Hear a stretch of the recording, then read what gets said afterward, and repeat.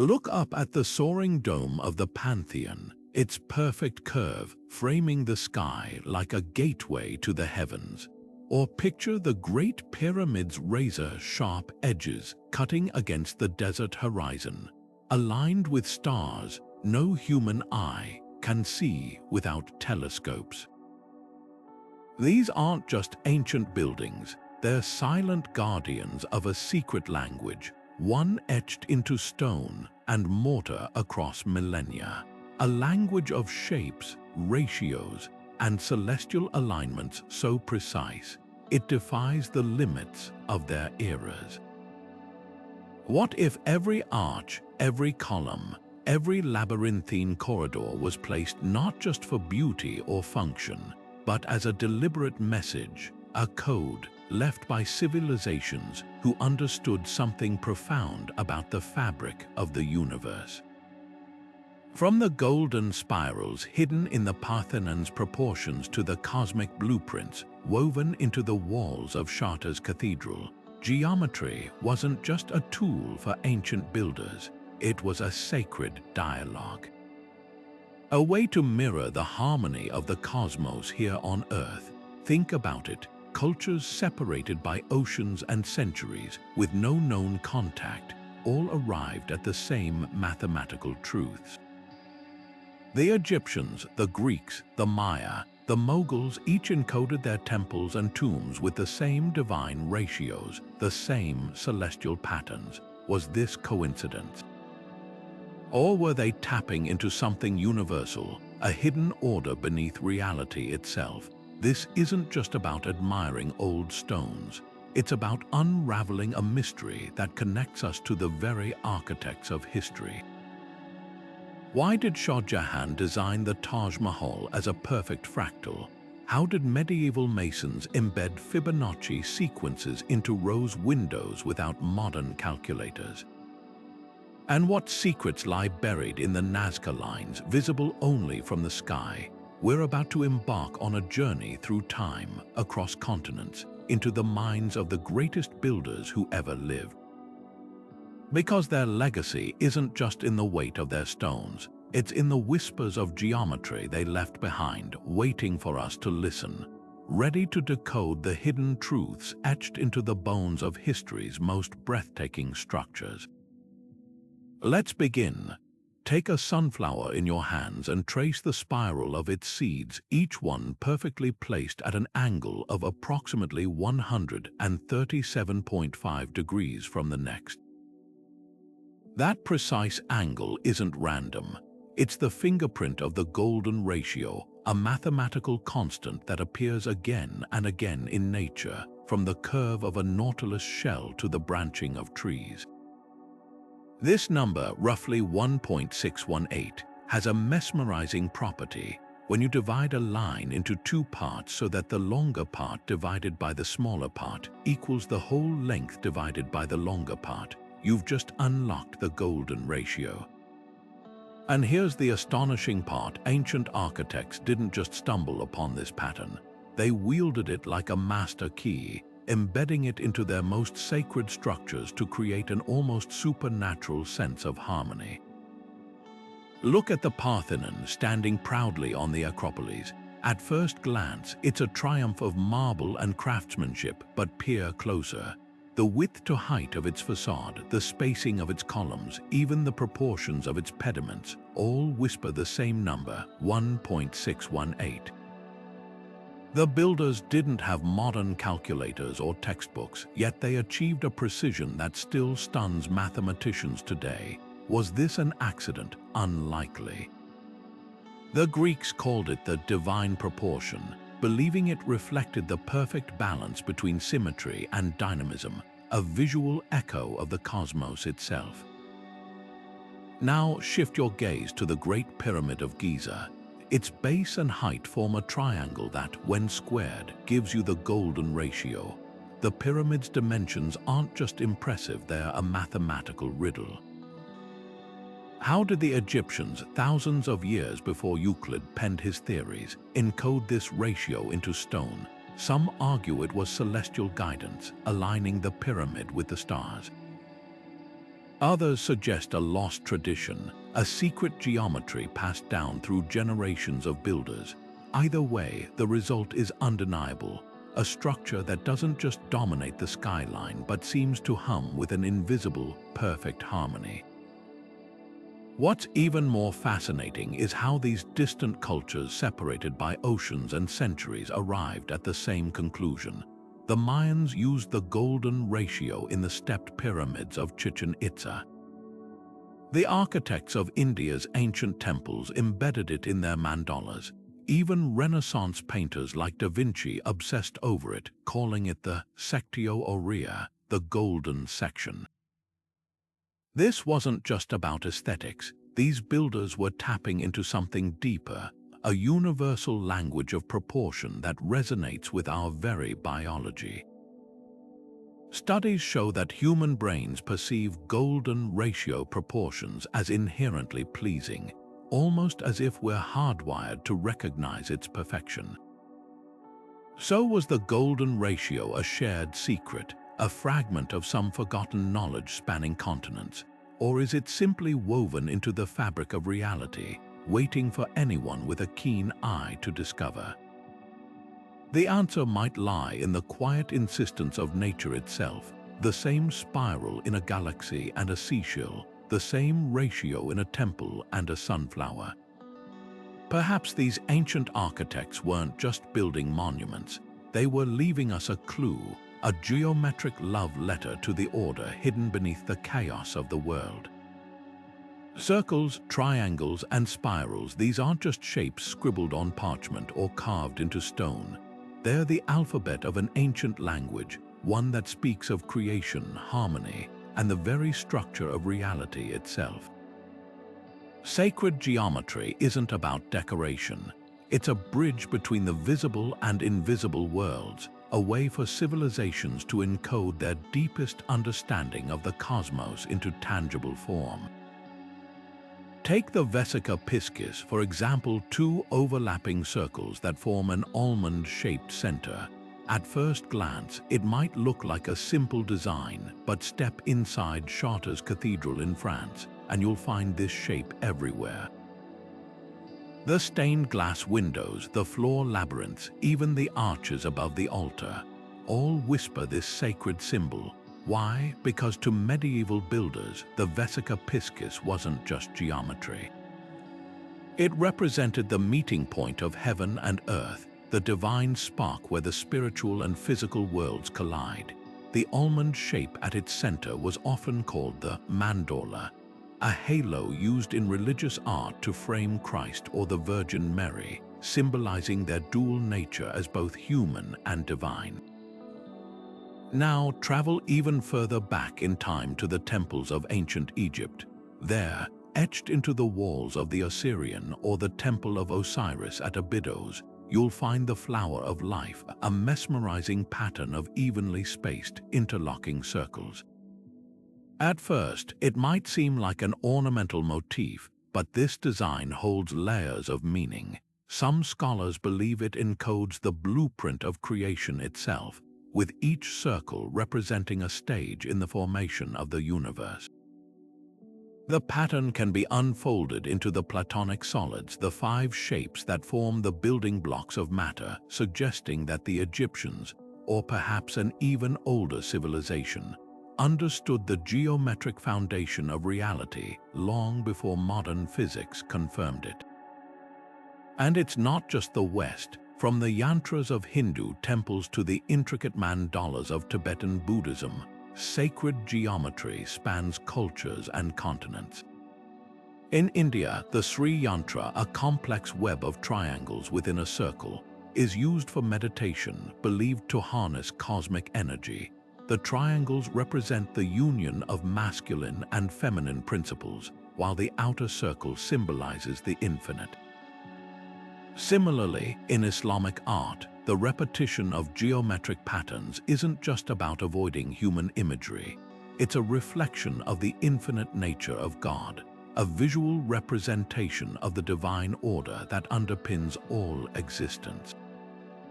What's striking is how these symbols reappear, almost as if they were rediscovered independently by cultures with no known contact. The Mayans built pyramids aligned with celestial patterns. The Celts wove intricate knotwork into their stone carvings, mirroring the endless cycles of life. Even Native American medicine wheels echo these universal shapes. Were these coincidences, or is there something deeper at play? A shared intuition, a collective memory of a fundamental truth written into the fabric of the world. Perhaps the answer lies in the way these shapes resonate with us on a primal level. A perfect circle has no beginning or end, embodying eternity. A triangle points upward toward the heavens or downward into the earth, symbolizing balance. Spirals mimic the growth patterns of plants, the whirl of galaxies, even the double helix of our DNA. Sacred geometry isn't just a relic of the past. It's a living language, one that still speaks to us today, if we're willing to listen. So the next time you stand before a rose window or trace the lines of an ancient mandala, remember, you're not just looking at art, you're glimpsing a map of the universe, drawn by hands that understood the hidden order behind the chaos. The Great Pyramid of Giza doesn't just dominate the desert skyline, it defies logic. Take its base perimeter and divide it by twice its original height, and you'll get a number that sends shivers down the spines of mathematicians. 3.1416, the exact value of pi. But here's the catch: the ancient Egyptians, as far as we know, hadn't discovered pi yet. Their mathematical texts, like the Rhind Papyrus, show approximations of pi as a crude 3.16. So how did they build a structure that encodes this constant with near-perfect precision?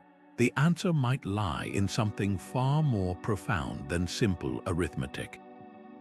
Some researchers believe the pyramid's architects didn't need to calculate pi because they experienced it. Picture this: if you roll a wheel, a simple, round drum, one full revolution along the ground, the distance it covers is exactly pi times its diameter. Now imagine using that same drum as a measuring tool during construction. The pyramid's base, in this theory, could have been laid out by rolling a drum a specific number of times, inadvertently baking pi into the dimensions. It's a beautifully practical solution, one that doesn't require abstract math, just observation and repetition, but not everyone's convinced. Then there's the celestial argument. The Great Pyramid sides are aligned with near-perfect precision to the four cardinal directions: north, south, east, and west, with an error margin of just a fraction of a degree. To achieve this, builders would have needed an advanced understanding of astronomy, possibly tracking the stars over years to pinpoint true north. Some even suggest the pyramid's shafts align with specific constellations, like Orion's belt, acting as a star map frozen in stone. Could this explain the pi connection? If the pyramid was designed as a cosmic clock or calendar, its proportions might reflect orbital cycles or planetary movements, hiding higher mathematics in plain sight. But the most tantalizing theory is the pyramid as a stone calculator. Its dimensions don't just encode pi, they also mirror the Earth's measurements on a scale of 1 to 43,200. The pyramid's height multiplied by this number gives you the polar radius of our planet, while its perimeter matches the equatorial circumference. Coincidence? Unlikely. This kind of scaling suggests the builders possessed geodesic knowledge, an understanding of the Earth's size and shape, thousands of years before modern science confirmed it. Were they tapping into lost technology, or perhaps a forgotten civilization's wisdom? Then there's the mystery of the pyramid's missing capstone. Ancient texts describe it as being made of electrum, a shimmering gold-silver alloy, and some speculate it functioned like a conductor, harnessing Earth's energy or even celestial forces. Without it, we're left with an incomplete puzzle, a structure that seems to whisper secrets we can't quite decipher.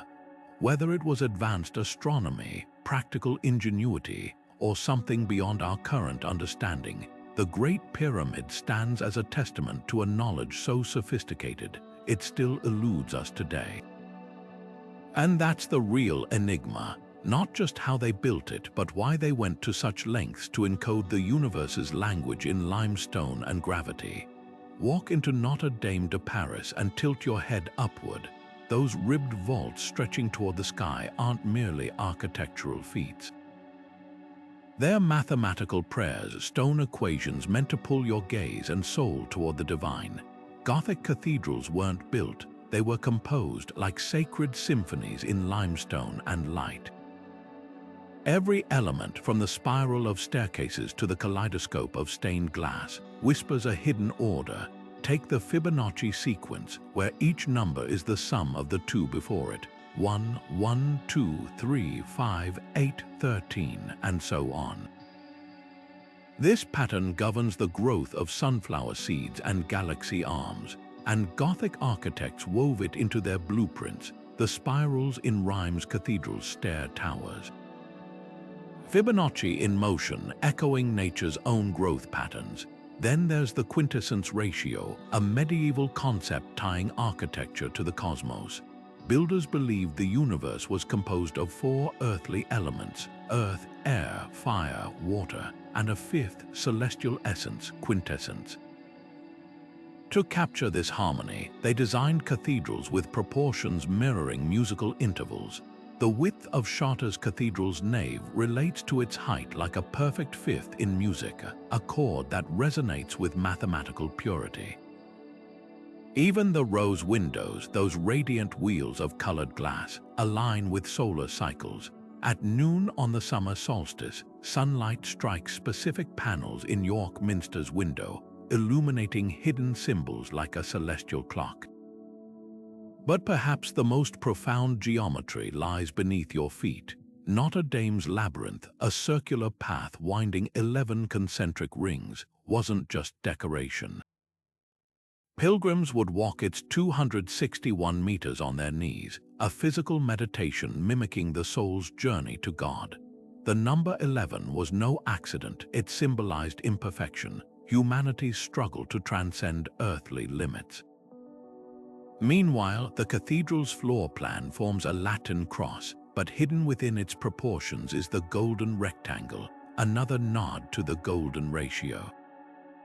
Light itself was part of the equation. Gothic architects pierced walls with towering windows, flooding interiors with ethereal hues. The blue in Chartres stained glass, made with cobalt oxide from Persia, wasn't just pigment, it was theology in color. Light passing through it symbolized divine wisdom penetrating the material world. Even the cathedral's height had purpose. At 122 feet, Amiens Cathedral's vaults were precisely calculated to inspire awe without overwhelming, a psychological sweet spot where grandeur meets intimacy. These weren't just buildings, they were multidimensional manuscripts written in geometry and light. The architects left clues everywhere, from the pentagrams hidden in Westminster Abbey's tilework to the octagonal baptismal fonts echoing resurrection symbolism. Every line, every angle was a dialogue with the infinite, and though we may never fully decode their secrets, one thing is clear. When you stand in a Gothic cathedral, you're not just surrounded by stone. You're standing inside a cosmic diagram, a bridge between earth and heaven, built by minds who believed numbers were the language of the divine. Step into the heart of Angkor Wat at sunrise, where the first light spills over its 5 lotus-like towers, casting long shadows across a moat designed to mirror the cosmic ocean. This isn't just a temple, it's a scale model of the universe, carved in stone. Hindu and Buddhist architects didn't merely build places of worship, they constructed 3-dimensional mandalas, intricate diagrams of existence meant to guide the soul from earthly confusion to enlightened clarity. Every gateway, every stairway, every statue is a deliberate step in a sacred journey. Take Borobudur in Java, rising like a stepped mountain from the jungle. Its 9 stacked terraces aren't arbitrary levels, they're a roadmap to nirvana. pilgrims ascend clockwise, moving through three realms of Buddhist cosmology: Kamadhatu, the world of desire, represented by reliefs depicting human folly; Rupadhatu, the world of forms, where statues of serene Buddhas sit in niches; and finally Arupadhatu, the formless realm, symbolized by empty stupas at the summit. The entire structure is a meditation manual in stone, each turn of the corridor revealing new carvings that tell the life of the Buddha, urging visitors to reflect as they climb. The precision is staggering. 72 perforated stupas house silent Buddha statues, their diamond-patterned openings aligning with sunlight during equinoxes, turning the temple into a celestial clock. Angkor Wat takes a different but equally profound approach. Its central towers represent Mount Meru, the axis of the Hindu cosmos, while concentric galleries mimic the mountains surrounding ranges. The outermost wall, that's the edge of the known universe, walk its bas-relief galleries, and you're tracing the churning of the ocean of milk, a pivotal creation myth where gods and demons work together, a metaphor for the balance of opposites within each person. Even the temple's orientation is deliberate, facing west. Unlike most Hindu temples, some scholars suggest this aligns with funeral rites, turning the complex into a gateway between worlds. Then there's Tibet's Potala Palace, where mandalas aren't just etched into floors but lived in. Monks move through its chapels and halls as if traversing a giant prayer diagram, each room corresponding to a stage of tantric practice. The building itself is a microcosm, with the White Palace secular administration below and the Red Palace spiritual heart above, mirroring the Buddhist path from worldly engagement to transcendence. What unites these structures is their use of geometry as theology. The square base of a mandala temple represents Earth's stability, while the circular dome or spire symbolizes heaven's infinity. Gateways align with cardinal directions, not just for symmetry but as invitations to cosmic energies. At Cambodia's Banteay Esray, even the carvings of dancing apsaras follow strict geometric grids, their poses matching mudras that channel divine vibrations. These temples weren't meant to be passively admired. They were interactive spiritual technology. Meditators would visualize themselves at the center of the mandala, mentally traversing its paths to internalize its wisdom. Rituals often involved circumambulation, walking the perimeter in a sacred spiral, imprinting the geometry onto both land and mind. Today, scientists studying sacred architecture note how these spaces create acoustic harmonics that alter brainwave patterns, suggesting the builders understood something we're only now rediscovering: that shape and sound can bend consciousness. From the lotus petals framing Borobudur stupas to the mathematical perfection of Angkor's bas-reliefs, these temples remind us that sacred geometry isn't about cold calculation. It's a living language, one that turns stone into poetry and space into prayer. They challenge us to see buildings not as inert objects, but as maps, guides to territories within ourselves we've yet to fully explore. Look closely at the walls of the Alhambra Palace, where sunlight dances across a kaleidoscope of interlocking stars, hexagons, and blossoms, each tile fitting flawlessly into the next like pieces of an eternal puzzle. This isn't mere decoration, it's a visual hymn to the infinite. Islamic architecture, bound by a prohibition against depicting human or animal forms, turned geometry into theology, transforming walls and domes into canvases of cosmic order.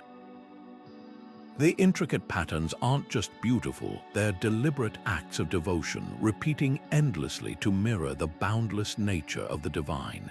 At the heart of this artistry lies the Jiri tile, a marvel of medieval mathematics. These pre-cut ceramic pieces, often star-shaped or polygonal, could be combined in countless ways to create elaborate mosaics without gaps or overlaps. But here's the genius: Jiri tiles weren't just about aesthetics. They encoded advanced mathematical principles, including quasi-crystalline symmetries patterns that don't repeat predictably until modern scientists rediscovered them in the 1970s. How did artisans in the 13th century grasp concepts that would stump mathematicians for centuries? The answer lies in their spiritual imperative to reflect the perfection and complexity of God's creation. Take the Dome of the Rock in Jerusalem, its golden octagon gleaming over the ancient city. The number 8 isn't arbitrary, it symbolizes renewal and resurrection, bridging earthly and heavenly realms. The dome's geometric harmony extends to its tilework, where arabesques swirl in rhythmic repetition, evoking the unending cycle of creation. Even the calligraphy woven into the designs repeats the names of God and verses from the Quran, blending word and shape into a unified declaration of faith. Then there's the Alhambra's famed muqarnas ceilings, cascading like stalactites in precise geometric tiers. These honeycomb vaults aren't just structural marvels, they're visual representations of the universe's fractal nature, where small patterns echo larger ones ad infinitum. Walk beneath them, and you're surrounded by a microcosm of the cosmos, each niche and angle calculated to inspire awe. What's most striking is how these designs transcend culture and time. Persian mosques, Mughal mausoleums, Andalusian courtyards all share this geometric language, proving that devotion could flourish within constraints. The ban on figural art didn't limit creativity. It unleashed it, pushing artisans to explore the very fabric of reality through shape and symmetry. Today, physicists study Islamic tessellations to understand non-repeating patterns in nature, from quasi-crystals to DNA. The architects of the past may not have had the vocabulary of modern science, but their intuition, guided by faith, revealed truths we're still unraveling. So the next time you trace the swirling vines of an Islamic mosaic or gaze up at a star-patterned dome, remember, you're not just seeing art, you're witnessing a 1,000-year-old conversation between mathematics and mysticism, a testament to humanity's quest to capture the infinite in tile and stone. And perhaps in their endless repetition, these patterns whisper a simple truth that the divine isn't just above us, but woven into the very geometry of our world. Leonardo da Vinci's Vitruvian Man is more than a masterpiece of pen and ink. It's a silent revolution on parchment. That iconic figure, arms outstretched within a circle and square, isn't just a study of human proportions. It's a bridge between the ancient world and the Renaissance, a visual argument that geometry is the foundation of both art and existence itself. Da Vinci didn't invent these ideas. He was channeling the Roman architect Vitruvius, who insisted that temples should mirror the human body's symmetry. But here's where it gets fascinating. Leonardo and his contemporaries didn't just revive these principles. They weaponized them, embedding them into the very bones of their cities as a quiet challenge to medieval thought. Take Florence's Duomo, Brunelleschi's towering masterpiece. Its dome isn't just an engineering marvel, it's a geometric sermon.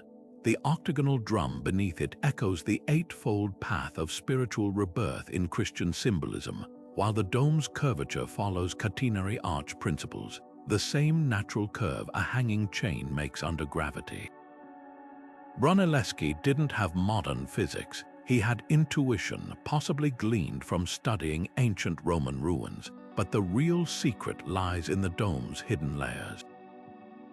Inside, herringbone brick patterns spiral upward, not just for strength but as a nod to the golden ratio's logarithmic spirals, the same pattern seen in galaxies and seashells.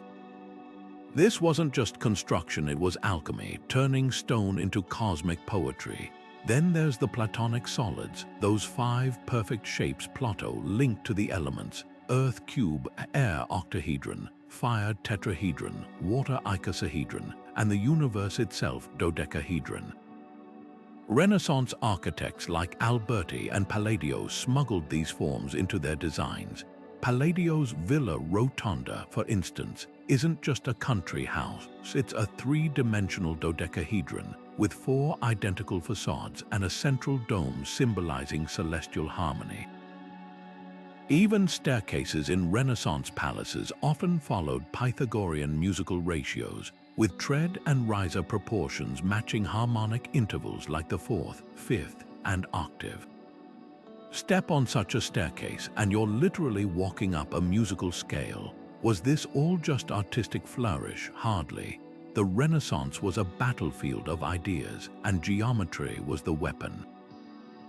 Medieval scholasticism had prioritized faith over empirical observation, but these architects and artists were declaring that the divine could be understood through mathematics, that God, as Galileo would later say, wrote the universe in the language of geometry. The Vitruvian Man's overlapping square and circle weren't just diagrams, they were declarations. The square represented the earthly, the measurable, while the circle symbolized the infinite and divine. By centering the human form between them, Leonardo was asserting humanity's role as the mediator between heaven and earth, a radical idea in an age still tethered to medieval hierarchies. Even the placement of these buildings whispered rebellion.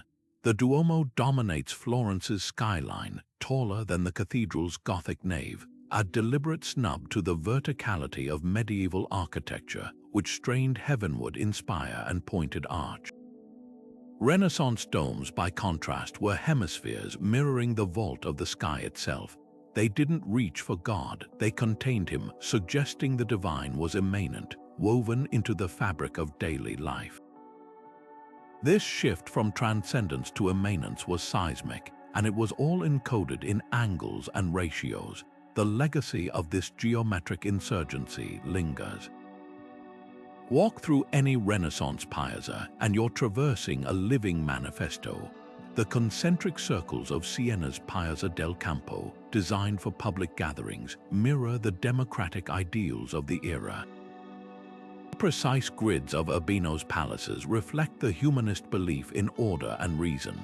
These weren't just aesthetic choices, they were philosophical statements carved in stone, proof that when Da Vinci penned the Vitruvian Man, he wasn't just drawing a body.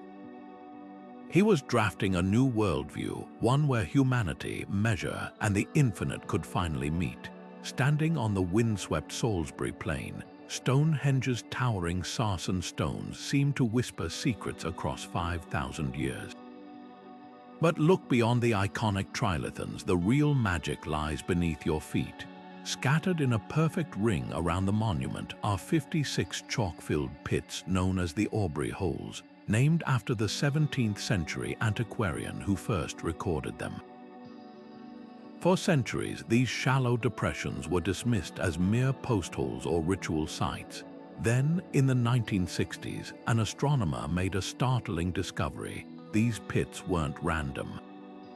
They were a prehistoric calculator tracking the moon's subtle dance with eerie precision. Every 18.61 years, the moon reaches what's called a major standstill, a point where it rises and sets at its farthest extremes on the horizon. Neolithic builders, it seems, encoded this cycle into Stonehenge's geometry. Here's how it works. If you move a marker stone one whole counterclockwise each year, after 56 years, you've completed 3 full lunar cycles, almost exactly matching the moon's 62 minor and major standstill events.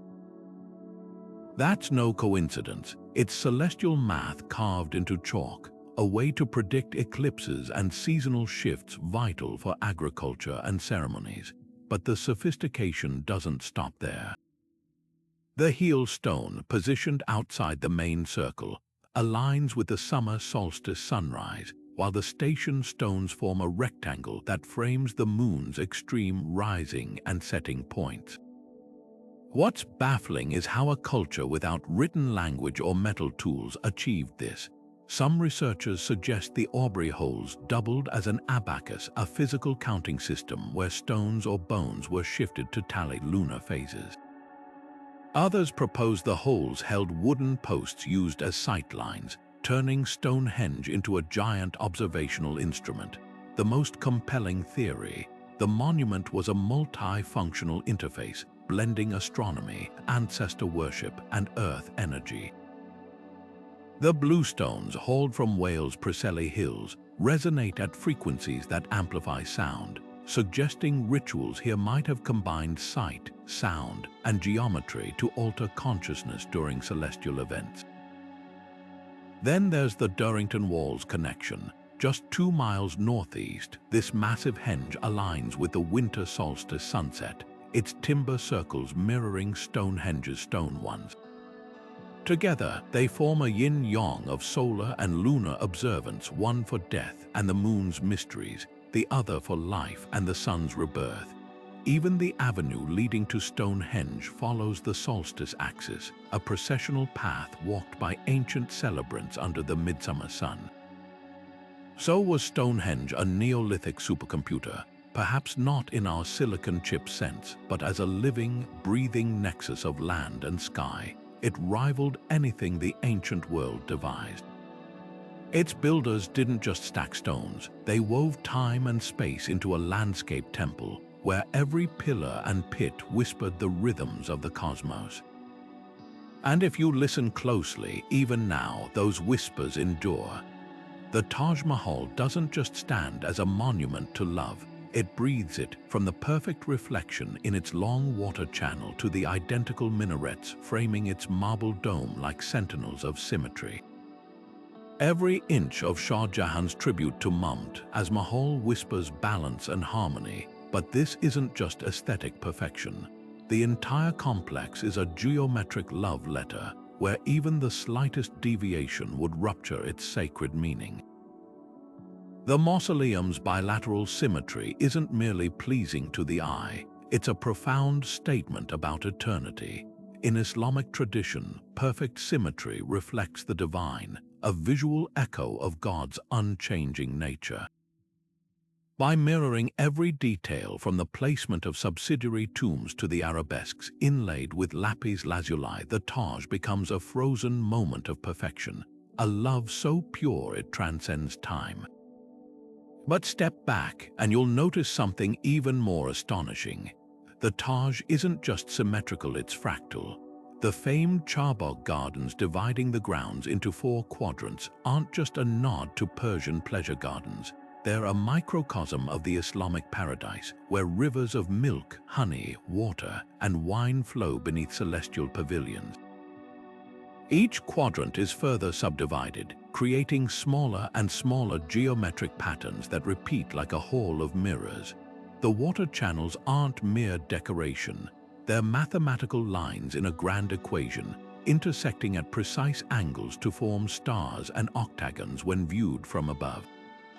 This isn't landscaping, it's sacred cartography, mapping the journey of the soul from earthly chaos to heavenly order. Delve deeper, and the Vedic influences emerge. The number 4 reigns supreme: 4 minarets, 4 garden sections, 4 rivers of paradise echoing the Hindu mandalas, 4 gates, symbolizing the cardinal directions and the path to enlightenment. Even the lotus motifs adorning the walls aren't just floral embellishments. In Hindu cosmology, the lotus represents the universe's birth from primordial waters, its petals unfolding in perfect geometric progression. The Taj architects, fluent in both Islamic and Indic traditions, wove these symbols together seamlessly, creating a dialogue between cultures in stone and water. Then there's the celestial sleight of hand. The main gateway's arch perfectly frames the mausoleum's dome, but only when you're precisely centered, a deliberate trick of perspective forcing visitors to align themselves with the building's sacred geometry before entering.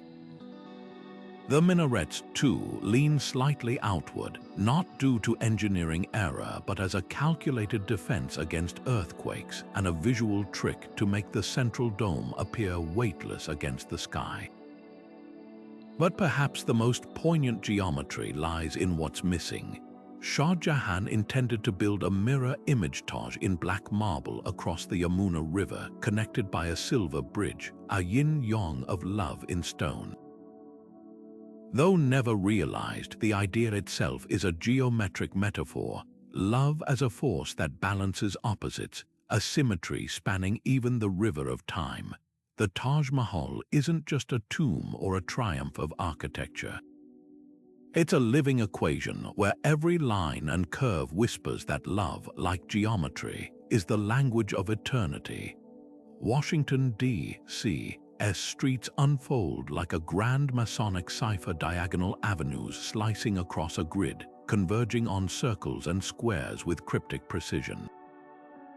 This isn't urban sprawl, it's celestial choreography.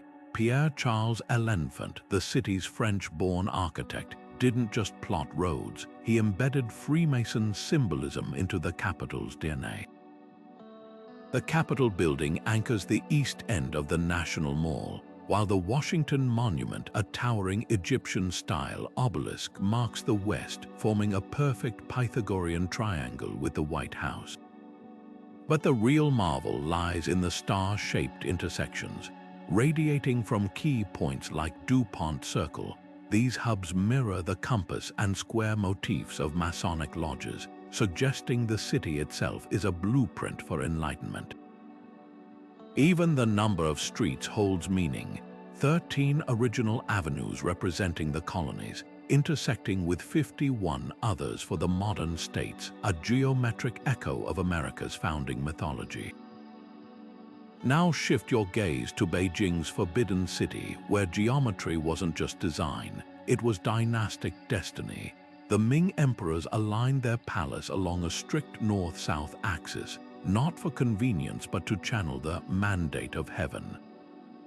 Every gate, courtyard, and throne room followed cosmic principles. The outer court's rectangular spaces symbolized Earth, while the inner court's circular motifs mirrored heaven. The number 9, considered imperial in Chinese numerology, repeats obsessively 9,999.5 rooms, half because only heaven could claim 10,000, 9 rows of golden door nails, even 9 dragons adorning the Hall of Supreme Harmony's eaves. This wasn't superstition, it was political theater in stone, using sacred geometry to proclaim the emperor's role as the cosmic pivot between realms. Across the Atlantic, the Aztecs built Tenochtitlan on an equally profound grid. Their capital, now Mexico City, was divided into 4 sectors by canals that mirrored the 4 cardinal directions, with the Templo Mayor at the center, a literal axis mundi. Spanish conquistadors wrote of floating gardens and causeways aligned with solstice sunrises, suggesting the city functioned as both administrative hub and living calendar. Even today, if you overlay a map of Tenochtitlan's ruins with the constellations, certain temple clusters match the stars of Orion's belt, much like Giza's pyramids. Was this intentional? The Aztecs certainly believed their city was a reflection of the mythical Aztlan, its geometry a divine inheritance. Then there's Jaipur, India's Pink City, designed in 1727 by the astronomer King Jai Singh Roman II. Its 9-block grid corresponds to the 9 planets of Vedic astrology, with a royal palace positioned at the center equivalent to the sun. The city gates align with specific constellations, and the streets widen at precise intervals to create optimal wind channels, blending sacred geometry with environmental science.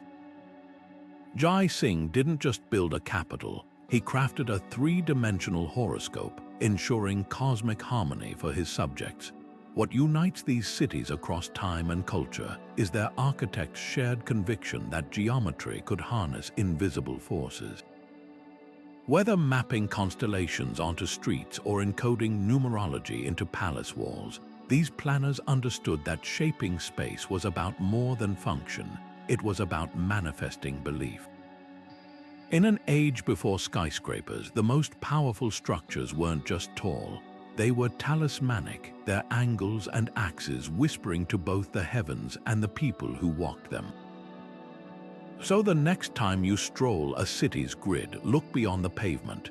You might be tracing the lines of an ancient star chart, walking the same sacred patterns that once convinced emperors and citizens alike that order, divine and human, was etched into the very ground beneath their feet.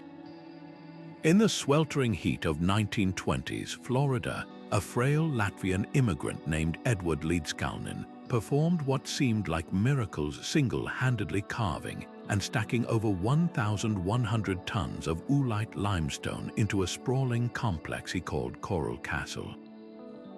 With no cranes, no heavy machinery, and no formal engineering training, Leedskalnin somehow maneuvered monolithic blocks, some weighing more than 30 tons, into precise formations. A 9-ton gate that swung open with the push of a finger, a 22-foot-tall obelisk, even a functioning sundial accurate to within 2 minutes. When asked how he accomplished such feats, his answer was cryptic. "I understand the laws of weight and leverage, but the truth might lie in the geometry etched into the stones themselves." Leedskalnin claimed to have rediscovered the building secrets of the pyramids, insisting that ancient civilizations used anti-gravity techniques lost to modern science. His notebooks, filled with swirling diagrams and references to permanent magnets, suggest he believed Earth's magnetic field could be harnessed to neutralize weight. The castle's layout fuels this theory. The site's central moon gate aligns perfectly with the summer solstice sunrise, while an adjacent coral telescope points toward Polaris, the North Star. Even the infamous 30-ton Florida stone sits atop a precisely angled pivot, as if designed to test gravitational resistance. Was Leedskalnin using celestial geometry to manipulate unseen forces? Then there's the mystery of his tools, or lack thereof. Witnesses reported seeing him work only at night, with homemade wooden tripods and chains, yet the stones bear no tool marks, their surfaces polished smooth. Some blocks interlock with such precision that not even a razor blade can slip between them, reminiscent of Inca masonry. Stranger still, when Coral Castle was relocated 10 miles in 1936, Leedskalnin refused to disclose how he moved the stones, simply stating he'd found the secret of the pyramids. The move was documented by a single newspaper photo showing a truck piled with monoliths, no cranes in sight. The castle's geometric oddities deepen the enigma. A 23-ton heart-shaped table incorporates a hidden north-south alignment, its surface carved with lunar and solar symbols. A feast table consists of 10 chairs arranged in a semicircle, their spacing matching the orbits of inner planets when scaled down. Most baffling is the 23.5-degree rock, its angle mirroring Earth's axial tilt, a detail no amateur should have known. Skeptics argue Leedskalnin simply applied clever physics, using counterweights and fulcrums to walk stones into place. But his own writings hint at something more esoteric. All matter is suspended in space by celestial ballet. Whether he tapped into forgotten knowledge or invented his own science, Coral Castle stands as a riddle in limestone, a testament to one man's obsession with the hidden geometry of the universe. And perhaps in its silent stones, the answer still waits. Stretching across Peru's arid Nazca Desert, a sprawling gallery of ancient artwork lies invisible to those standing on the ground until you ascend into the sky. From above, the landscape transforms. Gigantic spiders, hummingbirds with wingspans rivaling jumbo jets, and geometric shapes so precise they could have been drawn with lasers emerge from the rusty earth. The Nazca lines, etched between 200 BC and 600 CE, defy easy explanation. How did a culture without flight create designs only fully visible from hundreds of feet in the air? And why? The answers might lie not in the artistry of the figures, but in the chilling precision of their geometry. Take the famous spiral-tailed monkey, its coiled tail forming a near-perfect logarithmic spiral, the same curve found in galaxies and hurricanes. Or the trapezoidal platforms, some over 600 feet long, with sides so straight they deviate less than 1 degree over their entire length. These aren't rough sketches, they're mathematical marvels. Researchers using GPS mapping discovered many lines align with solstice sunrises and sunset, while others point to mountain springs or constellations like the Pleiades. The Nazca people may have used wooden stakes and ropes to plot these formations, but the scale suggests something more, an intimate understanding of celestial mechanics and geospatial relationships that feels almost modern. Then there's the astronaut figure, a 30-meter-tall humanoid with wide eyes and what appears to be a floating helmet. Some dismiss it as a shamanic representation, but its placement on a hillside makes it visible from the ground, unlike most other glyphs. Could this be a clue that the lines served multiple purposes? The geometric grids and runways, often dismissed as landing strips for ancient aliens, share uncanny similarities with modern surveying markers. When viewed from above, some trapezoids resemble the alignment guides used in contemporary aerospace engineering. The Nazca may not have had planes, but their knowledge of geometry hints at a sophisticated grasp of spatial relationships we're only now appreciating. Perhaps most intriguing are the overlapping designs. Later animal glyphs often cut through earlier geometric lines, suggesting the site was used for generations, with each era adding new layers of meaning. The lines might have functioned as walking paths for rituals, their straight courses symbolizing sacred journeys, or consider the theory that they formed a vast irrigation map, with trapezoids marking underground water channels, a critical resource in one of Earth's driest places. Modern satellite imagery reveals that many lines correlate with fault lines where water surfaces, supporting this practical explanation, yet the mystery endures. Why would a culture invest centuries carving hundreds of glyphs into the desert if their purpose was purely functional? The sheer variety from killer whales to geometric labyrinths suggests a deeper narrative, one blending astronomy, hydrology, and spirituality. The lines may have been a living library, a way to encode knowledge about seasonal cycles, water sources, and celestial events for future generations. Or perhaps, like the stained glass windows of Gothic cathedrals, they were meant to be read by the gods themselves, their geometric perfection a prayer etched into the earth. Standing on the desert floor, the lines vanish into the dust, their secrets kept by the very landscape that preserves them.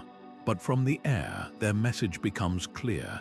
This was a culture that saw the world differently, turning the desert into a canvas for a language we're still learning to decipher. Whether practical or profound, the Nazca lines remind us that geometry isn't just a tool, it's a bridge between the earthly and the eternal. Walk into the shadow of the Coliseum, and you're not just standing before an ancient arena, you're facing a manifesto in stone. Those 80 arched entrances aren't merely doorways, they're a geometric declaration of Roman might, each curve whispering the same message. We bend the very laws of physics to our will. The genius of the Roman arch wasn't just its strength, though it could bear loads 10 times heavier than Greek post and lintel constructions, but its repeatability. Stack them in rows and you've built the Colosseum's iconic facade. Line them up end to end, and suddenly you've engineered an aqueduct stretching 50 miles, defying valleys and mountains with gravitational grace. This was architecture as empire building, every arch a mathematical stamp of control.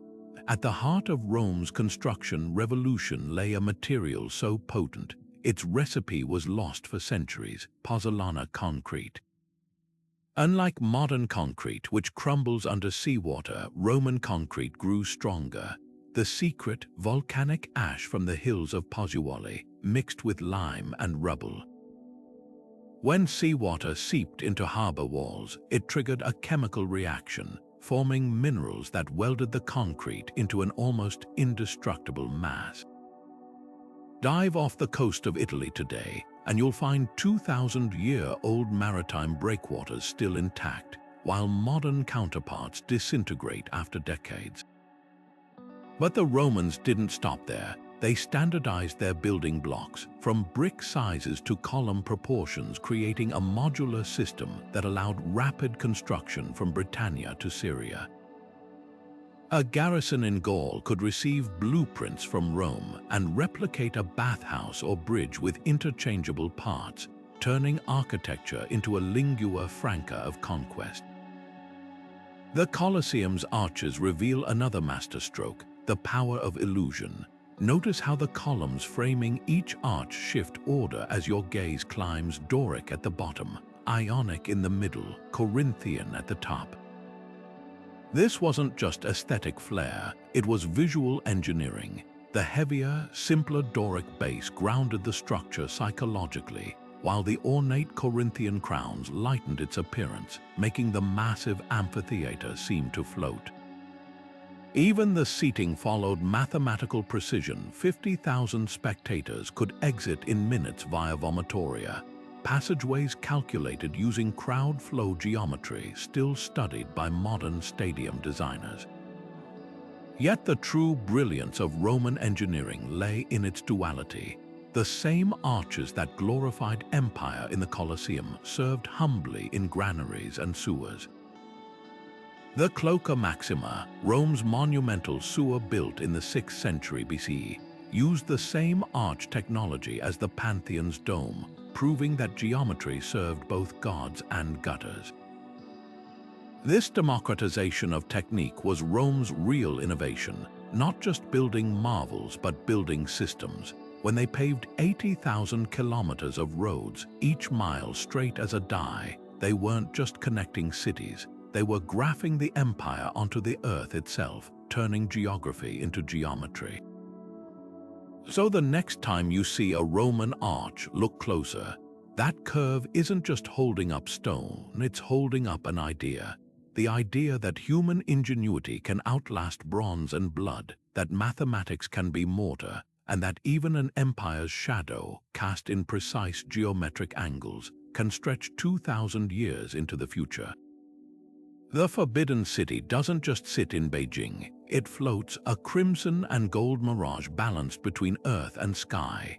Every detail, from the number of roof tiles to the angle of its gates, was calibrated to uphold a sacred order. Take the 9,999.5 rooms, a number that seems whimsical until you unravel its meaning. In Chinese cosmology, 10,000 symbolized infinity, the realm of heaven. By falling just short, the emperor acknowledged his mortal limits while still aligning himself with the celestial.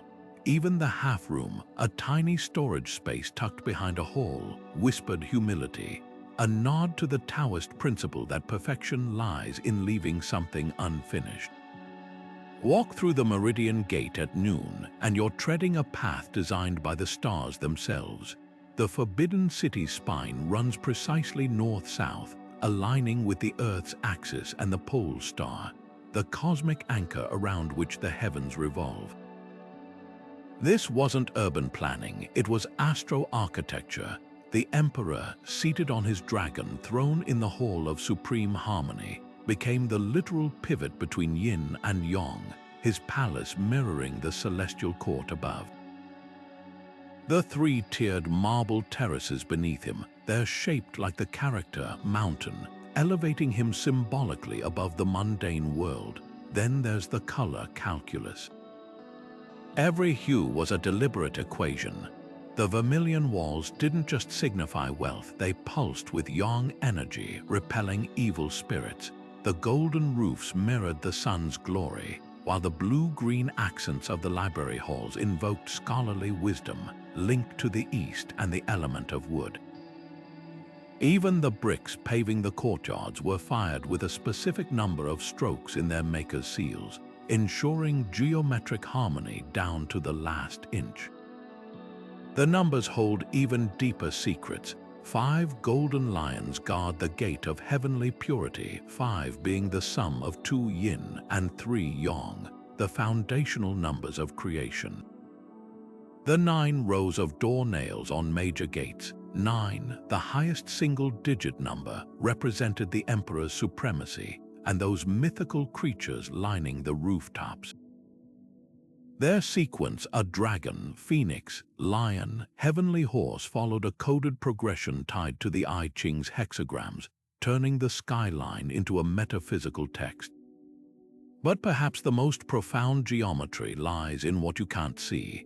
Beneath the palace, legends speak of a mirror city, an inverted replica built in secret to balance the visible one.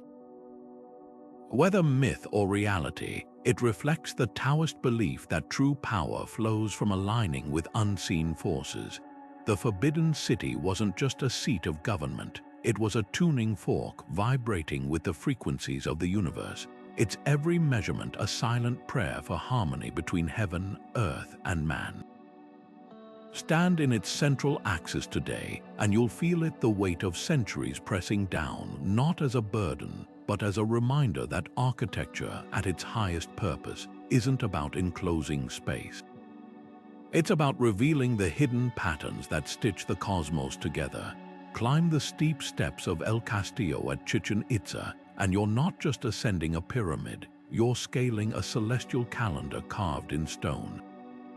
Each of its 4 sides boasts 91 steps, totaling 364, with the summit platform completing the count to 365, a perfect solar year frozen in limestone.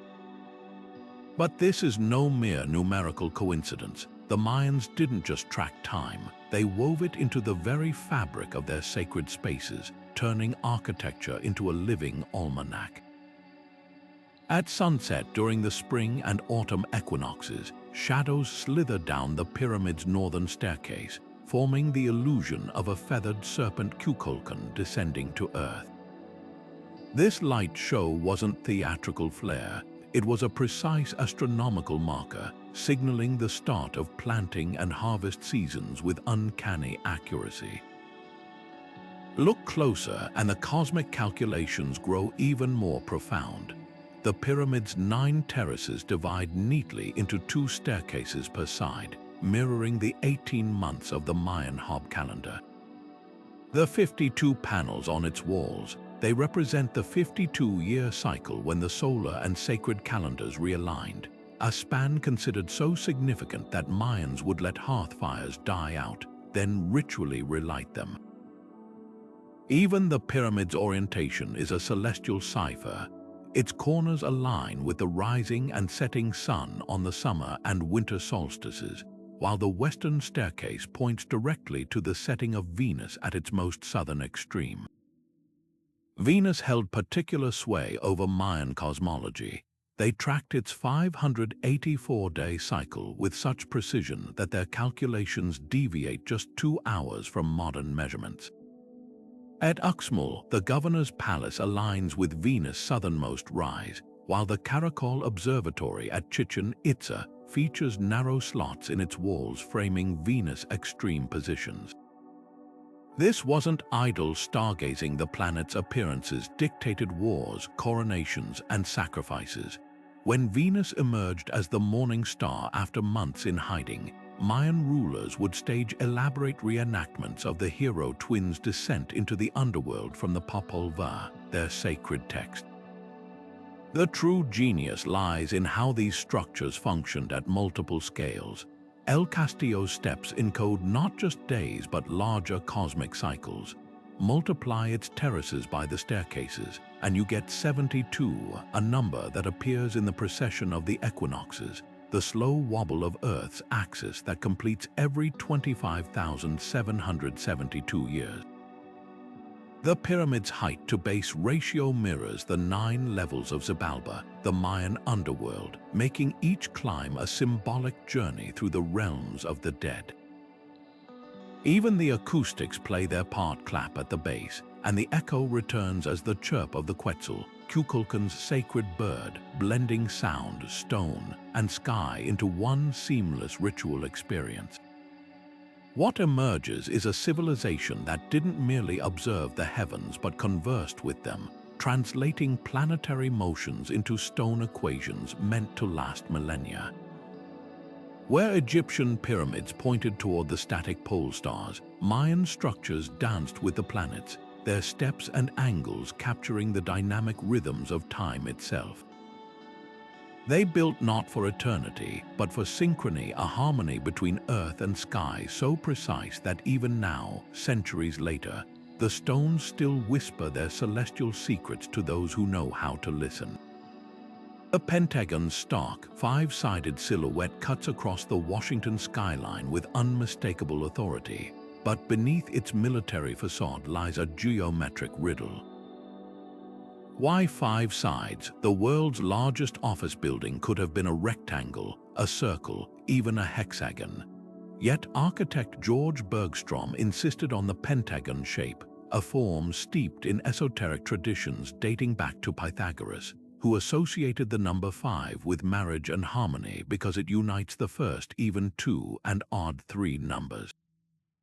Plato took it further, linking the pentagon to the fifth element, ether, the celestial substance binding the cosmos. Renaissance occultists like Agrippa von Nettesheim later mapped the pentagram to human proportions, echoing Da Vinci's Vitruvian Man. Was Bergstrom, who studied under Beaux Arts masters immersed in classical symbolism, quietly encoding ancient wisdom into the heart of American power. Look closer at the pentagon's geometry, and the mysteries multiply. The building's 5 concentric rings, connected by spoke-like corridors, form a labyrinthine pattern reminiscent of sacred mandalas. Its central courtyard, once open to the sky, aligns with celestial events during the summer solstice. Sunlight strikes specific points along the inner walls like a sundial. Even the structure's infamous dead zones, where radio signals mysteriously drop, echo ancient temple designs that manipulated energy fields. Some researchers note that when you overlay the pentagon's floor plan with a dodecahedron, Plato's ether, solid, key intersections align with strategic command centers, suggesting the building might function as a geometric resonator for decision-making.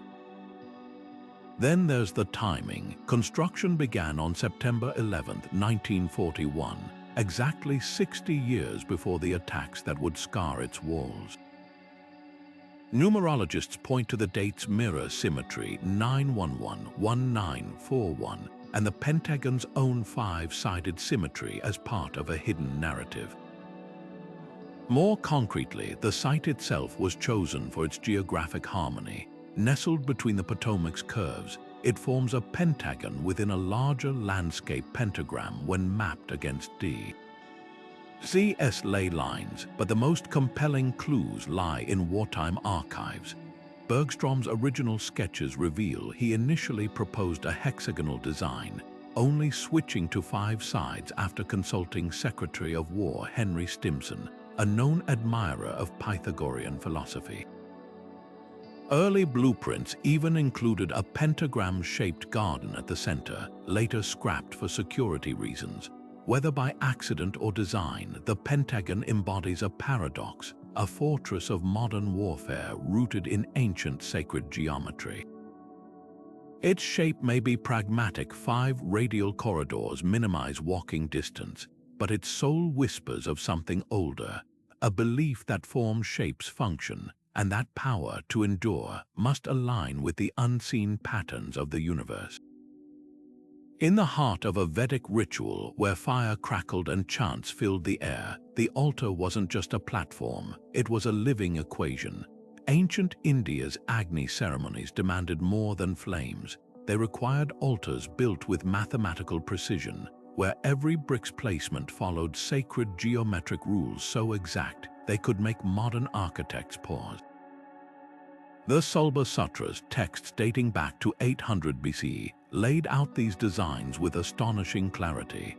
altars shaped as falcons, tortoises, or layered squares, each expanding in area while maintaining perfect proportions. A simple square altar might transform into one twice its size, yet every angle and alignment remained flawless, as if the builders had access to an invisible grid woven into the universe itself. These weren't just construction manuals, they were hymns in clay and fire. The act of building the altar was itself a prayer, each brick corresponding to a syllable in Vedic chants. A falcon-shaped altar, for instance, wasn't chosen for aesthetics. It mirrored the bird's role as a messenger to the gods, its wingspan calculated using Pythagorean triples centuries before Pythagoras walked the earth.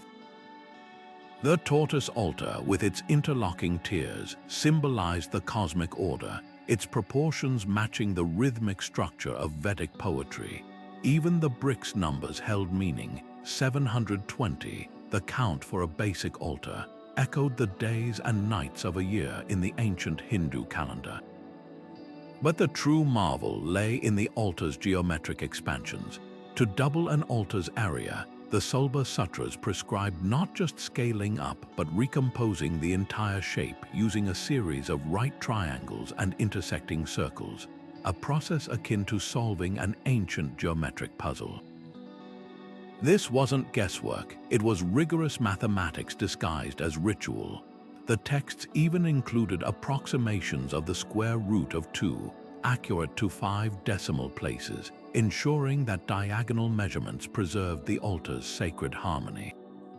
Imagine the precision. Priests with no written numerals, using only ropes and stakes, could partition land and align altars to celestial events, WITH Chinese letter, margins smaller than a fingertip.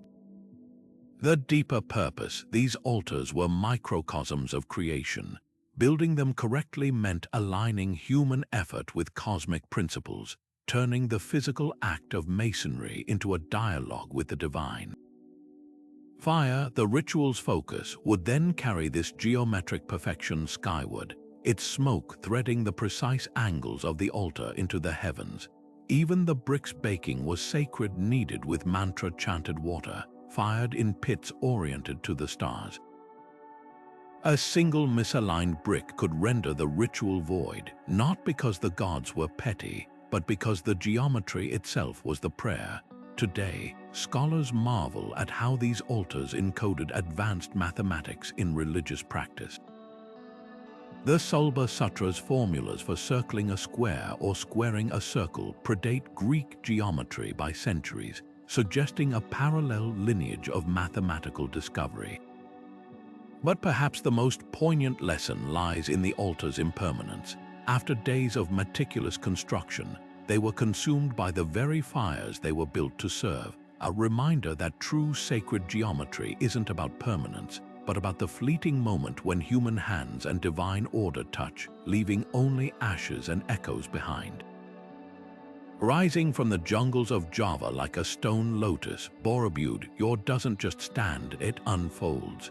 This 9th century marvel isn't merely a temple, it's a spiral-bound textbook of enlightenment, its 6 square terraces and 3 circular platforms forming a 3-dimensional mandala meant to be walked, not just seen.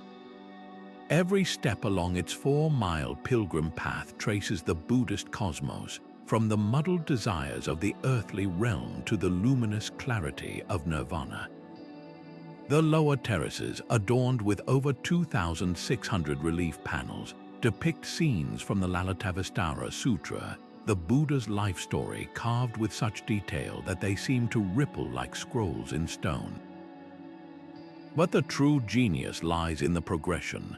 As you ascend, the carvings grow simpler, then vanish entirely on the upper circular platforms, where 72 perforated stupas house silent Buddha statues. The shift from intricate narratives to empty space isn't decorative, it's pedagogical, mirroring the mind's journey from distraction to pure awareness. Notice how the geometry shifts with each level. The square bases represent the material world, their rigid angles symbolizing the structured suffering of samsara. The middle terraces transition into rounded balustrades, softening the edges as one approaches wisdom.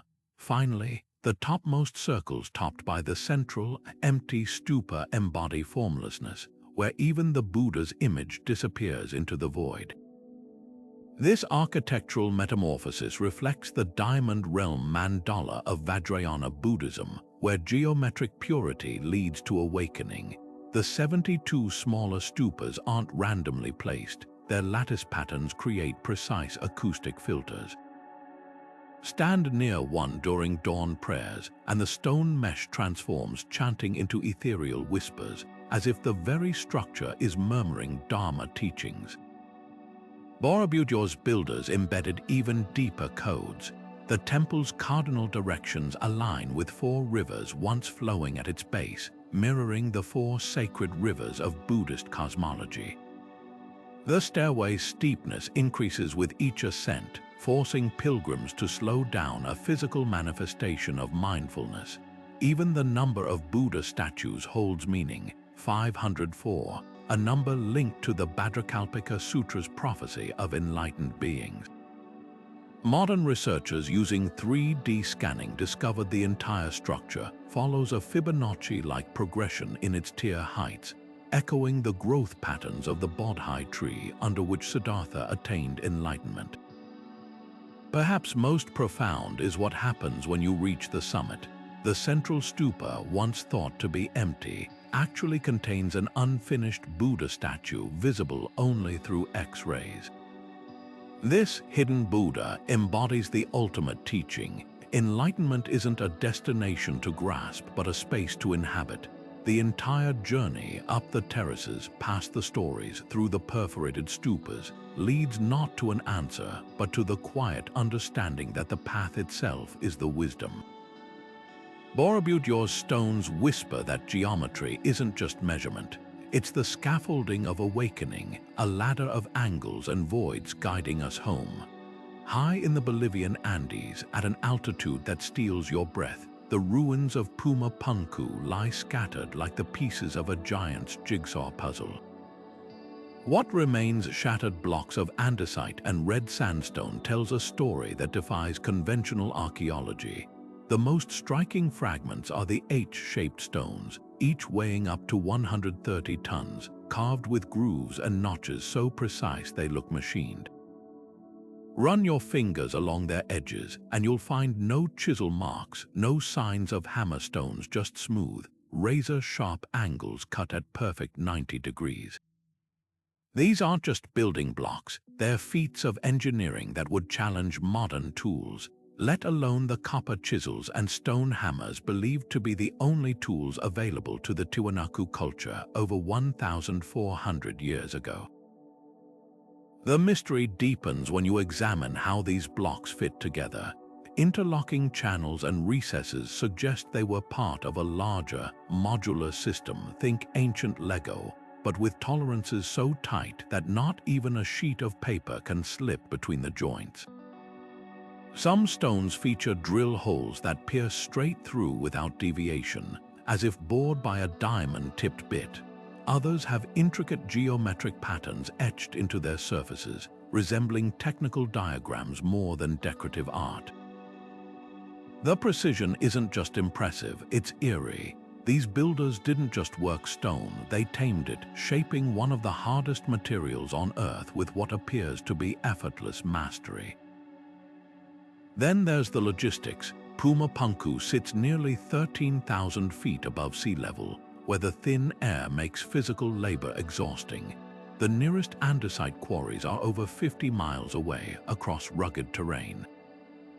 How were these megaliths transported? The conventional explanation, log rollers and ramps, stumbles when faced with the sheer weight and number of blocks.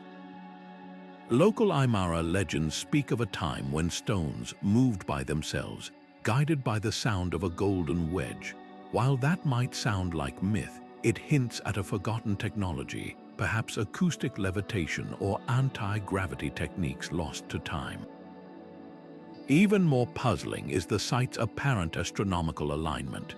The few standing stones that remain line up with solstice sunrises, while the layout of the ruins mirrors the constellation Orion's Belt, a pattern seen in pyramids from Giza to Teotihuacan.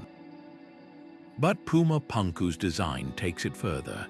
The angles of certain blocks correspond to the oblique tilt of Earth's axis, a phenomenon the Tiwanaku shouldn't have known about. Was this celestial knowledge inherited from an even older civilization? Some researchers point to the site's extreme erosion, far more advanced than other Tiwanaku structures, suggesting Puma Punku might be thousands of years older than currently dated, a relic of a pre-flood world. The most tantalizing clue lies in the rubble itself. Among the shattered blocks are fragments that look like architectural mock-ups, small-scale models of the larger stones, as if the builders were testing their designs. Were they constructing something far grander, a machine or energy device we can't yet comprehend? Or were these stones part of a global architectural language shared by cultures we've yet to connect? One thing is certain, Puma Punku doesn't just challenge our understanding of ancient technology. It dares us to reconsider what's possible when human ingenuity meets the unknown. The stones may be silent, but their geometry screams a question we're still struggling to answer: how, and more importantly, why? Beneath the soaring Gothic arches of Chartres Cathedral, hidden in plain sight, lies a puzzle etched into stone, a labyrinth spanning over 42 feet in diameter, its winding path stretching 261 meters from start to center. Unlike the maze-like designs of later centuries, this 13th century masterpiece has no dead ends, no tricks. Its singular, meandering route invites you to walk with deliberate slowness, tracing a sacred geometry that merges the earthly and the divine. The 11 concentric circles aren't just decorative, they're a spiritual ladder, each ring representing a step closer to enlightenment, echoing Dante's 11 levels of purgatory. But look closer and you'll spot something unexpected. The labyrinth's design bears a striking resemblance to ancient Celtic knotwork, those endless, looping patterns symbolizing eternity. This is no accident. Chartres sits atop a pre-Christian sacred site, and the labyrinth's curves seem to whisper of older traditions woven seamlessly into Christian devotion. Pilgrims once traveled this path on their knees, a physical act of penance mirroring the arduous journey of the soul. The distance walked equals the height of the cathedral's west rose window, as if the labyrinth were the building's shadow cast downward, linking heaven and earth in one continuous prayer. Medieval scholars called it the Chemin de Jerusalem, the road to Jerusalem, a symbolic pilgrimage for those who couldn't voyage to the Holy Land. The center, once adorned with a brass plaque depicting Theseus and the Minotaur later removed by clergy wary of pagan echoes, may have represented Christ's triumph over chaos. The labyrinth's turns and reversals mirror life's spiritual struggles, the way forward often feeling like a retreat before sudden breakthroughs. What's most mesmerizing is how the design plays with perception. From ground level, the path seems chaotic, but ascend to the cathedral's galleries, and the pattern resolves into perfect symmetry, a reminder that what feels disordered to mortal eyes might be part of a grander design.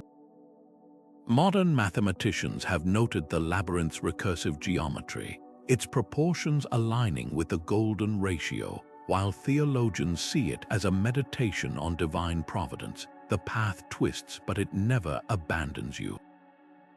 Even the stone's color holds meaning. The pale limestone contrasts with the darker nave floor, symbolizing the soul's journey from shadow into light. Today, visitors still walk the labyrinth, some in prayer, some in quiet curiosity. On the summer solstice, sunlight strikes a single nail embedded in the cathedral's floor, casting a beam that traces the labyrinth's entrance, as if the building itself breathes with celestial rhythms.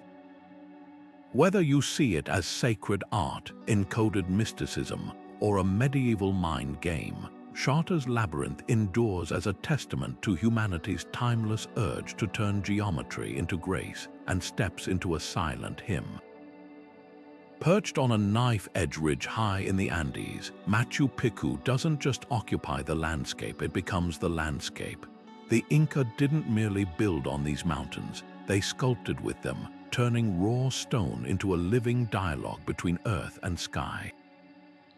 At the heart of their architectural genius lies ashlar masonry, a technique so precise it borders on the supernatural. Each granite block, some weighing over 50 tons, was painstakingly shaped to interlock with its neighbors without mortar. The result, walls where the seams are so tight, even after 500 years of earthquakes and erosion, you still can't slip a credit card between the stones. This wasn't just craftsmanship, it was a form of reverence, as if the builders were threading the mountain's bones back together. But the real magic unfolds when you notice the trapezoids. Every doorway, every window in Machu Picchu angles inward slightly, widening at the base like a carefully drawn pyramid. This wasn't an aesthetic choice, it was seismic brilliance. The trapezoidal shape distributes weight to withstand earthquakes, a lesson the Inca learned from watching how the Andes themselves shift and settle. Yet these forms also served a celestial purpose. The Temple of the Sun's semicircular tower features a window perfectly aligned with the June solstice sunrise, casting a blade of light onto a ritual stone inside. Nearby, the Intihuatana, or hitching post of the sun, stands as a granite sundial, its angles calibrated to mark the equinoxes when the sun hovers directly above, casting no shadow. The entire city functions as an astronomical instrument, its stones whispering the rhythms of the cosmos. Look closer and you'll see how the Incas harmonized their geometry with the land. Terrace walls curve organically, mirroring the contours of the mountains behind them. The agricultural sectors form perfect parallelograms, their orientation capturing sunlight at optimal angles for growing crops at altitude. Even the sacred rock at the city's peak echoes the silhouette of Huayna Picchu, the towering peak behind it, blurring the line between art and nature. Modern laser scans reveal something astonishing. The building's foundations are layered with gravel and drainage channels, a hydraulic system that prevents water from pooling during torrential rains. This wasn't just architecture, it was alchemy, transforming stone and slope into a self-sustaining ecosystem. The most haunting detail, Machu Picchu's alignment with the Southern Cross. On clear nights, this constellation, sacred to the Inca as the eyes of the sky god, hangs directly above the Intihuatana, as if the city were a mirror reflecting the heavens.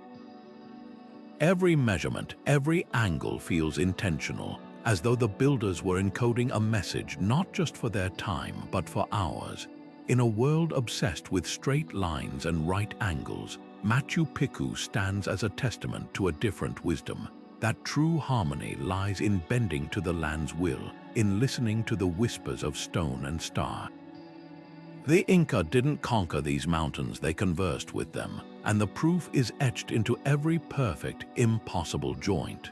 At the center of Mecca's Grand Mosque, the Caba stands draped in black silk, a perfect cube measuring roughly 40 feet in each direction. But this is no ordinary structure, it's the axis of the Islamic world, the point toward which over 1.8 billion Muslims face in prayer 5 times a day. The cube's stark simplicity belies its profound geometry. Unlike soaring cathedrals or spiral minarets, the Caba's power lies in its absolute symmetry, a shape that mirrors the celestial balance described in the Quran. Its 4 corners align almost precisely with the cardinal directions, anchoring it geographically and spiritually. The eastern corner houses the black stone, believed to have descended from paradise, its placement creating a ritual starting point for the tawaf. the circular procession around the Caba that mirrors the orbits of planets and electrons, a physical act of cosmic harmony. The surrounding Masjid al-Haram amplifies this sacred geometry. The mosque's concentric circles of marble and prayer halls radiate outward like ripples in water, their proportions calculated to accommodate millions while maintaining a clear sight line to the Caba's center. Modern expansions have preserved this precision. The mataf, the circular area around the Caba where pilgrims walk, maintains a perfect radius of 131 feet, a measurement that ensures fluid movement during peak pilgrimages while symbolizing the infinite embrace of divine mercy. The entire complex functions as a spiritual gyroscope, balancing the chaos of human devotion with mathematical order. Look up and the geometry soars skyward. The mosque's colossal retractable umbrellas, designed to shield worshippers from the sun, unfold in fractal patterns reminiscent of Islamic star mosaics, their steel ribs echoing the veins of leaves or the branches of celestial trees. Even the call to prayer, broadcast from the Abraj al-Bayt clock tower, the world's largest sphinx with atomic timekeeping, merging ancient ritual with quantum precision. The tower itself looms 601 meters tall, its height encoding the 99 names of Allah in architectural form, each tier a numerical cipher. But the Caba's deepest secret might lie in what isn't seen. Beneath its foundation, legends speak of an ancient well called Zamzam, its waters said to hold healing properties. Hydrologists note the well's flow follows lunar tidal patterns, as if the Earth itself pulses in time with the moon's phases. The Caba's alignment with magnetic north has shifted slightly over centuries, some claim in tandem with Earth's wandering poles, a silent dance between the sacred and the terrestrial. Every year during Hajj, the Caba becomes the heart of a living algorithm. Pilgrims move in synchronized waves, their circumambulations creating emergent patterns studied by physicists as examples of self-organized criticality, where individual actions coalesce into perfect order. It's a reminder that the Caba isn't just a building, it's a nexus where geometry, faith, and the laws of nature converge, turning stone and space into a mirror of the universe's hidden design. Standing sentinel along Easter Island's rugged coastline, the iconic moai have long captivated the world with their enigmatic, oversized heads gazing inland. But the real revelation lies beneath the surface, literally. Recent excavations have uncovered that these colossal figures aren't just heads but full-bodied statues, their torsos buried deep in the earth and adorned with intricate geometric carvings. These submerged designs, spirals, fishhooks, and crescent shapes aren't random. They're a cryptic language etched in stone, hinting at a purpose far beyond mere ancestor worship. One compelling theory ties these carvings to the island's most precious resource, water. Easter Island lacks rivers or lakes, yet freshwater seeps through porous volcanic rock, creating underground reservoirs. Researchers mapping the moai's positions discovered something startling: many statues cluster near natural springs, their bodies acting as markers for these hidden water sources. The geometric patterns might even map subterranean channels, a stone-coded guide for survival in a land where every drop was sacred. Some moai bases feature petroglyphs of tuna fish, symbols of abundance, further linking them to aquatic lifelines. Could these statues have been part of an ancient hydrological network, their placements a carefully calculated response to environmental crisis? Then there's the celestial hypothesis.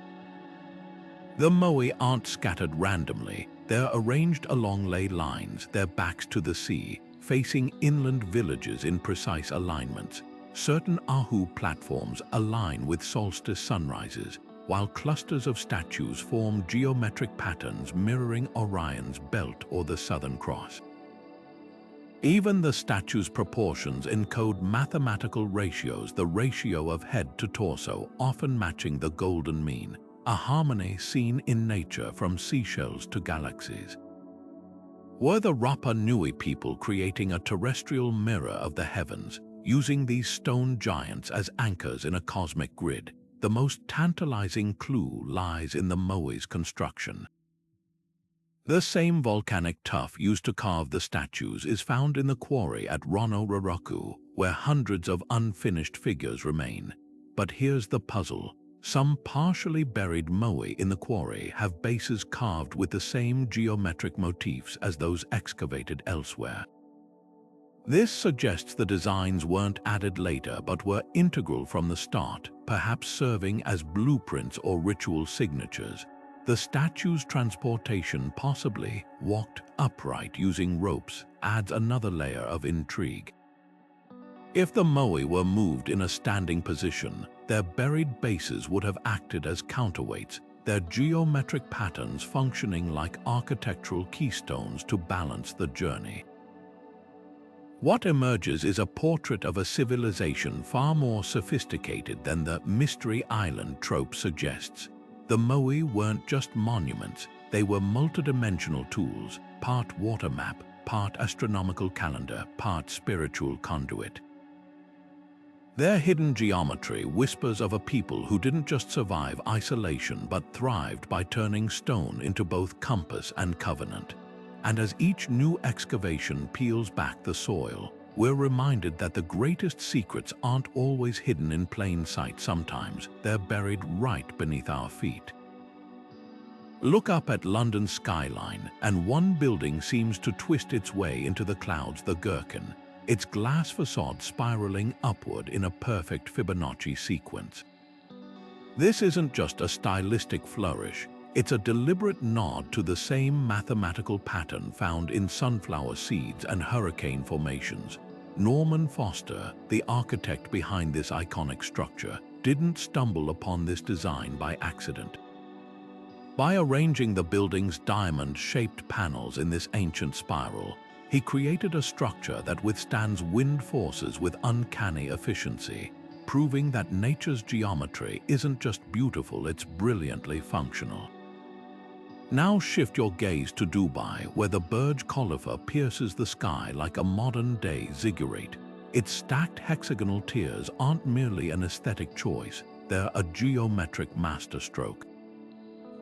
The repeating hexagon, a shape bees use to build honeycombs for maximum strength with minimal material, allows the tower to distribute its weight evenly while resisting desert winds. But there's more. The building's step design mirrors the fractal patterns of Islamic architecture, echoing the minarets of Samarra's great mosque.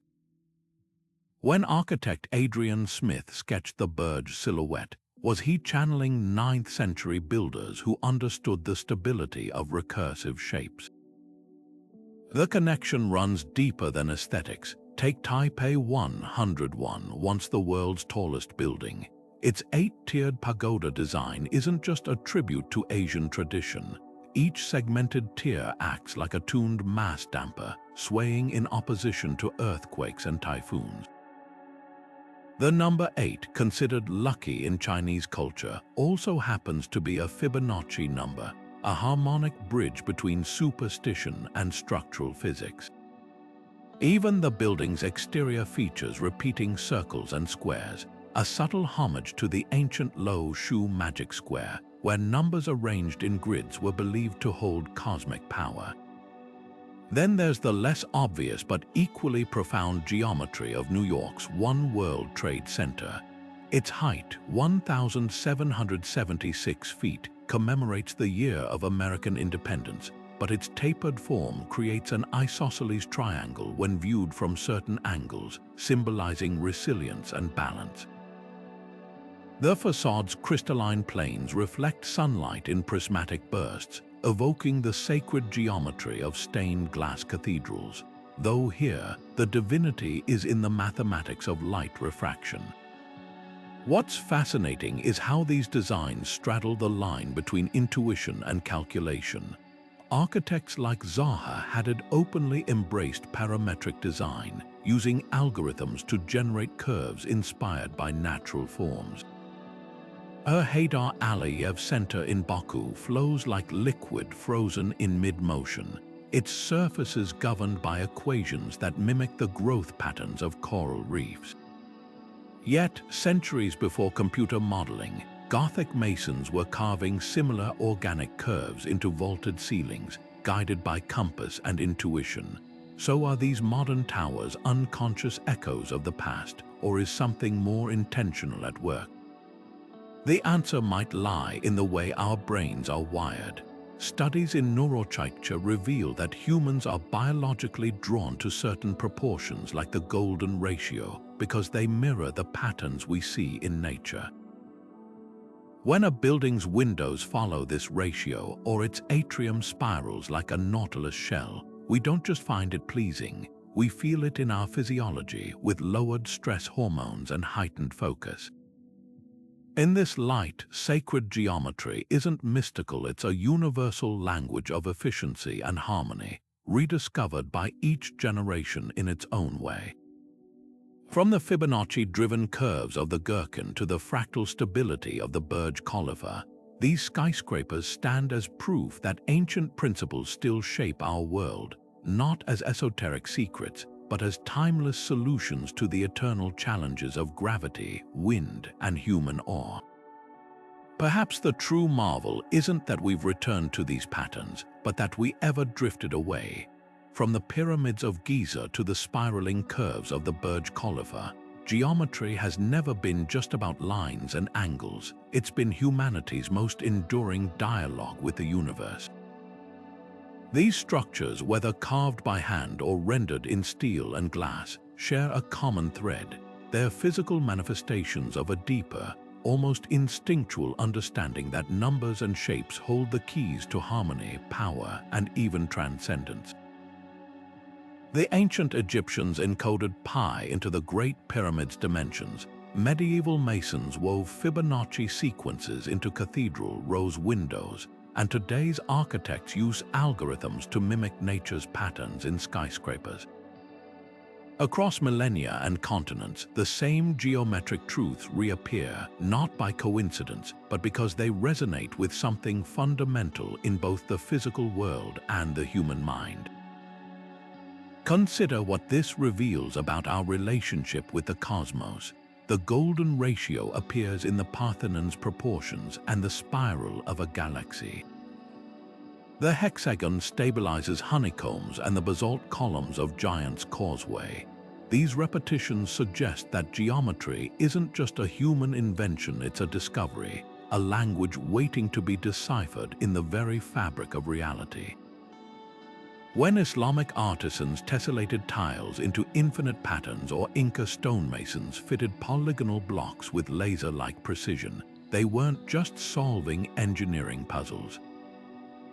They were participating in a conversation with the universe, one where symmetry and proportion bridge the visible and invisible. Yet there's a poignant irony here. The more we uncover these hidden patterns, the more we realize how much remains unknown. Why do certain ratios feel inherently beautiful? How did cultures with no contact arrive at identical geometric principles? The answers might lie in the interplay between our biology and the physics of the world around us. Studies show that our brains release dopamine when encountering fractal patterns, those repeating shapes found in everything from ferns to Gothic tracery. It's as if we're hardwired to recognize and rejoice in these harmonies, a reminder that we're not separate from nature but deeply entangled with its rhythms. This journey through sacred geometry isn't just about unlocking the past, it's about reimagining the future.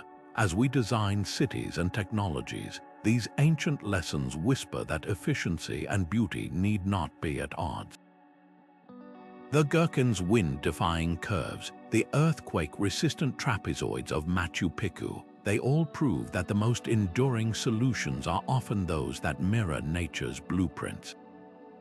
Perhaps the next frontier of architecture won't be taller or faster, but wiser, as we relearn what the builders of charters or Angkor Wat knew instinctively, that the sacred isn't beyond geometry but embedded within it. So the next time you pass a building, pause, look beyond its surface. You might glimpse the ghost of a Fibonacci spiral in its windows, or the echo of a mandala in its floor plan. These silent signatures are more than artistic flourishes, they're waypoints in humanity's unending quest to find order in chaos, meaning in measurement. And who knows, centuries from now, when archaeologists study our skyscrapers and smart cities, they might uncover geometries we didn't even realize we were leaving behind. The conversation between humans and the mathematical universe never truly ends, it just finds new voices, ready to keep exploring. The patterns are everywhere, waiting for curious eyes to trace their lines. Your next geometric revelation could be just around